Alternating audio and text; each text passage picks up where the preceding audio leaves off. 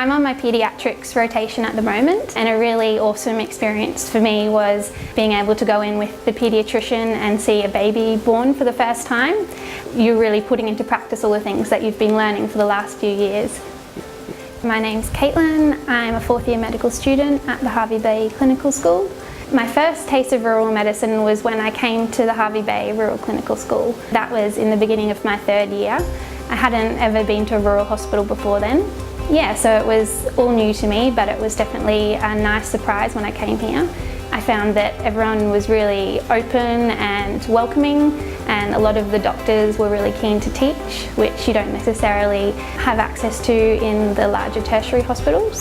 So I think it's important that UQ does have their rural clinical schools at different spots around Queensland, because we're going to need doctors working out in rural areas, and it provides students with just a little taste of what it's like to live in a smaller town and practice in a smaller hospital. So I think that is an important part of the curriculum, and it's good if everyone can have a little bit of exposure to that. I would recommend that people take a gap year or some time to do something that they're interested in before they start medicine, because it is a really long haul.